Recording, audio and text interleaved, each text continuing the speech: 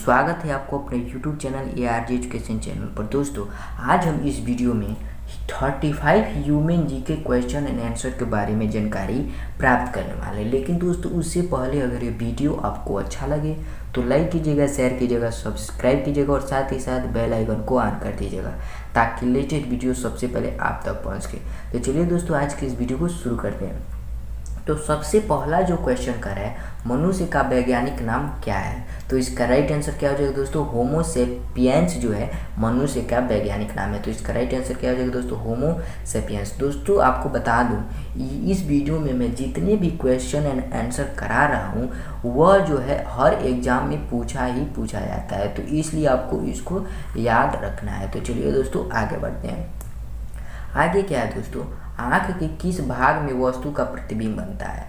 क्या कर रहा है दोस्तों? क्वेश्चन को ध्यान से सुनिए। आँख के किस भाग में वस्तु का प्रतिबिंब बनता है? तो इसका राइट आंसर क्या हो जाएगा दोस्तों? रेटिना जो है, रेटिना में वस्तु का प्रतिबिंब बनता है। तो इसका राइट आंसर क्या हो जाएगा दोस्तों? रेटिना। आँख के किस भाग में वस्तु का प्रतिबिंब बनता है? तो रेटिना में वस्तु का प्रतिबिंब बनता है, ये आपको याद रखना है। तो चलिए दोस्तों आगे बढ़ते हैं।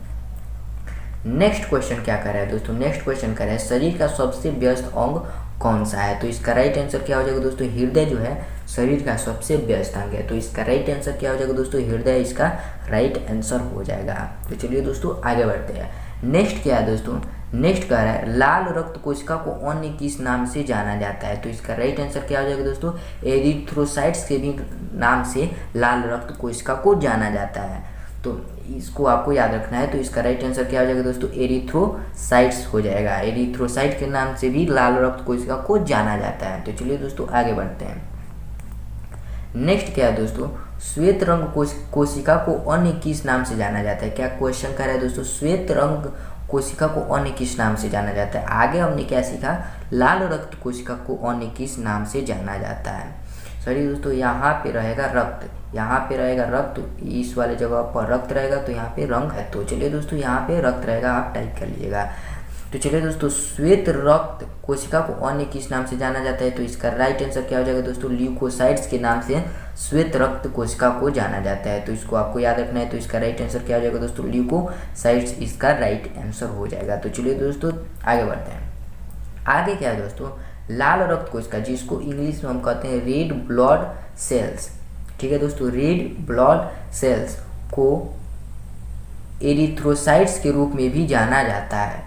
लाल रक्त कोशिका को एरिथ्रोसाइट्स के रूप में भी जाना जाता है। इसका इंग्लिश भी क्या होगा दोस्तों? एरिथ्रोसाइट्स होगा। और सफ़ेद रक्त कोशिका को ल्यूकोसाइट्स के रूप में भी जाना जाता है। तो इसका क्या होगा दोस्तों? सफ़ेद रक्त कोशिका को इंग्लिश में हम क्या कहेंगे? ध्यान दीजिएगा। सफ़ेद रक्त कोशिका को वाइट ब्लड सेल्स कहेंगे, ठीक है दोस्तों। क्या कहेंगे? WBC। इसका शॉर्ट फॉर्म क्या होगा? WBC, यानी W से वाइट और B से ब्लड और C से सेल्स होगा। सफ़ेद रक्त कोशिका, ये आपको याद रखना है।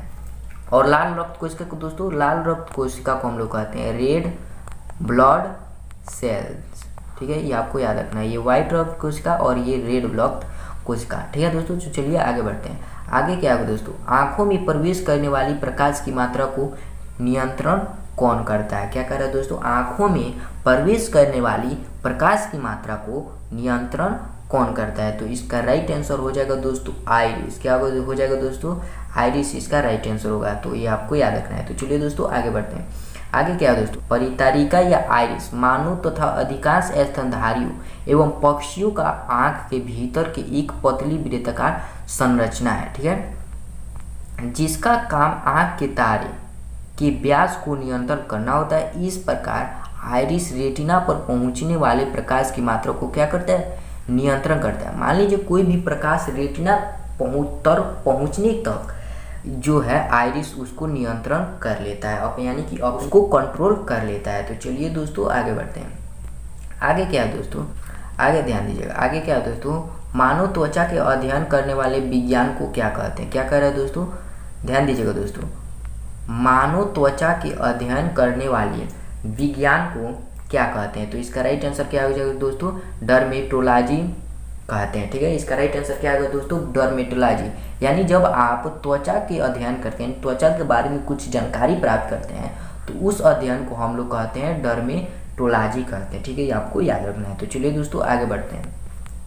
आगे क्या है दोस्तों, आगे ध्यान दीजिएगा, मनुष्य के शरीर की सबसे कठोर तत्व कौन सा है? तो इसका राइट आंसर क्या हो जाएगा दोस्तों, एनिमल जो है मनुष्य के शरीर का सबसे कठोर तत्व है। तो इसका राइट आंसर क्या हो जाएगा दोस्तों, एनिमल। तो चलिए दोस्तों आगे बढ़ते हैं।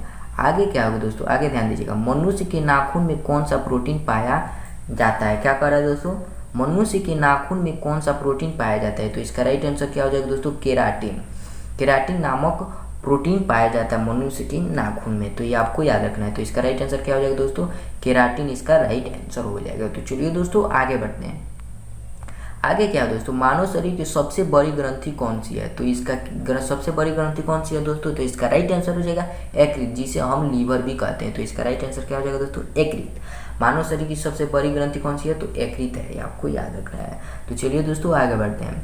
नेक्स्ट क्या है दोस्तों, मानव शरीर की सबसे बड़ा अंग कौन सा है? तो त्वचा है। ठीक है दोस्तों, इसका राइट आंसर क्या हो जाएगा, त्वचा। मानव शरीर का सबसे बड़ा अंग कौन सा है? त्वचा है। तो चलिए दोस्तों आगे बढ़ते हैं। आगे क्या है दोस्तों, मानव शरीर का सबसे लंबा कोशिका कौन सा है? तो इसका राइट आंसर क्या हो जाएगा दोस्तों, न्यूरॉन्स। न्यूरॉन्स जो है तांत्रिक कोशिका में पाया जाता है। वह न्यूरॉन्स जो है मानव शरीर का सबसे लंबा कोशिका है, यानी जिससे इंग्लिश में हम सेल भी कहते हैं। तो मानव शरीर का सबसे लंबा कोशिका कौन सा है? न्यूरॉन्स, जो तांत्रिक कोशिका में पाया जाता है। तो आपको याद रखना है। तो चलिए दोस्तों आगे बढ़ते हैं। आगे क्या है दोस्तों, मानव शरीर का सबसे बड़ी हड्डी कौन सी है? मानव शरीर की सबसे बड़ी हड्डी कौन सी है? तो फीमर, जो कि कहाँ पाया जाता है, जो कि जांघ में पाया जाता है। कहाँ पाया जाता है दोस्तों, जो हमारे जांघ में पाया जाता है। तो चलिए दोस्तों आगे बढ़ते हैं। आगे क्या है दोस्तों, मानव शरीर की सबसे छोटी हड्डी कौन सी है? वहाँ हमने बड़ी हड्डी जाना, अब यहाँ पे हम छोटी हड्डी जानते हैं। तो इसका राइट आंसर क्या हो जाएगा दोस्तों, स्टेपी जो है मानव शरीर की सबसे छोटी हड्डी है, जो कि हमारे कान में पाया जाता है। कहाँ पाया जाता है दोस्तों, कान में हमारे यह हड्डी पाया जाता है। मानव शरीर की सबसे छोटी हड्डी कौन सी है? स्टेपी, जो कि हमारे कान में पाया जाता है। तो चलिए दोस्तों आगे बढ़ते हैं। आगे क्या है दोस्तों, मानव शरीर में सबसे मजबूत हड्डी कौन सी है? यानी कह रहा है मानव शरीर में सबसे मजबूत हड्डी कौन सी है? तो वह है जबड़े की हड्डी, जो है मानव शरीर की सबसे मजबूत हड्डी है। तो चलिए दोस्तों आगे बढ़ते हैं। तो आगे क्या है दोस्तों, आगे देखिएगा, मनुष्य के खून में कौन सा धातु पाया जाता है? तो इसका राइट आंसर क्या हो जाएगा दोस्तों, लोहा। मनुष्य के खून में कौन सा धातु पाया जाता है? तो इसका राइट आंसर हो जाएगा लोहा। ये आपको याद रखना है। तो चलिए दोस्तों आगे बढ़ते हैं। तो आगे क्या है दोस्तों, आगे क्या करें, मानव शरीर की सबसे छोटी ग्रंथि कौन सी है? तो इसका राइट आंसर क्या हो जाएगा, पिट्यूटरी ग्रंथि, जिसको हम पीयूष ग्रंथि भी कहते हैं। तो इसका राइट आंसर क्या हो जाएगा, पिट्यूटरी। तो चलिए दोस्तों आगे बढ़ते हैं। नेक्स्ट क्या है दोस्तों, मानव शरीर की मास्टर ग्रंथि किसे कहते हैं? मानव शरीर की मास्टर ग्रंथि किसे कहते हैं? तो इसका राइट आंसर क्या हो जाएगा दोस्तों, पिट्यूटरी ग्रंथि को ही मानव की मास्टर ग्रंथि भी कहते हैं, जिसको हम इंग्लिश में क्या कहते हैं दोस्तों, पीयूष, जिसको हम पीयूष ग्रंथि भी कहते हैं। आपको याद रखना है। तो चलिए दोस्तों आगे बढ़ते हैं।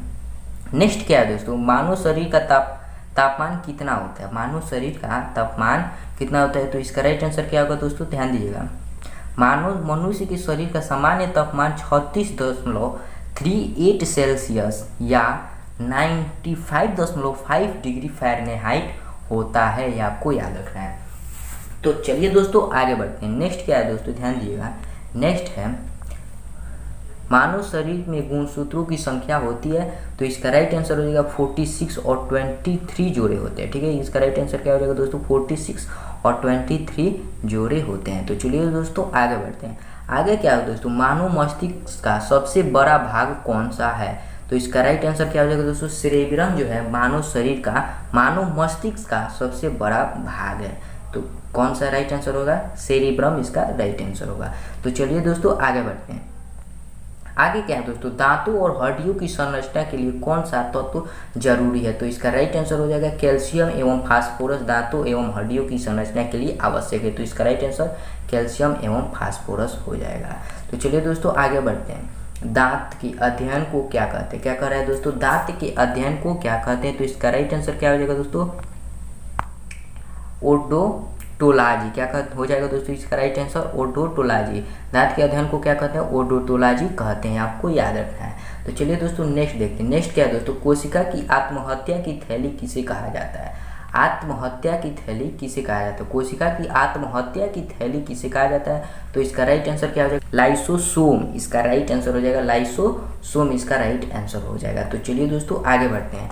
आगे क्या है दोस्तों? मानव में कितने प्रकार की दांत पाया जाता है? मानव में कितने प्रकार के दांत होते हैं या फिर दांत पाया जाता है? तो इसका राइट आंसर हो जाएगा दोस्तों 4 प्रकार के दांत पाया जाता है, ये आपको याद रखना है। तो चलिए दोस्तों आगे बढ़ते हैं। मानव शरीर की त्वचा का रंग किस रंजक के कारण होता है? तो इसका राइट आंसर क्या हो जाएगा दोस्तों? मेलेनिन के कारण। तो मानव शरीर के त्वचा का रंग किस रंजक के कारण होता है? तो इसका राइट आंसर हो जाएगा मेलानिन, ये आपको याद रखना है। तो चलिए दोस्तों आगे बढ़ते हैं। मानव शरीर में कुल कितनी हड्डियां होती है? क्या कह रहे हैं दोस्तों? मानव शरीर में कुल कितनी हड्डियां होती है? तो इसका राइट आंसर क्या होगा दोस्तों? 206 मानव शरीर में हड्डियां होती है। हमारी हड्डियां, तो चलिए दोस्तों इसको देखते हैं। हमारी हड्डियों की संख्या क्यों घट जाती है? जन्म के समय शरीर में 300 हड्डियां होती है, लेकिन मृत्यु के समय तक शरीर में सिर्फ 206 बचती है। इसकी वजह कई हड्डियां जैसी खोपड़ी आदि का जुड़कर एक इकाई बन जाता है। ठीक है दोस्तों, हमारे जब जन्म होता है तो 300 हड्डियाँ होती है, और जब मृत्यु से पहले हमारा 206 हड्डियाँ होती है।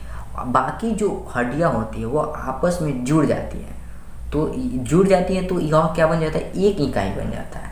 तो इसलिए हमारा मृत्यु के समय क्या हड्डियों की संख्या घट जाती है। तो चलिए आगे बढ़ते हैं। आगे क्या है दोस्तों, ध्यान दीजिएगा। मानव शरीर में कुल कितनी मांसपेशियाँ होती है? तो इसका राइट आंसर हो जाएगा 639, इसका जो होगा इसका राइट आंसर होगा 639 कुल मांसपेशियाँ मानव शरीर में पाया जाता है। तो चलिए दोस्तों आगे बढ़ते हैं। आगे क्या है दोस्तों? लाल रक्त कण, जिसे हम इंग्लिश में RBC भी कहते हैं, जिसका नाम क्या है? R से रेड, B से ब्लड और C से सेल्स।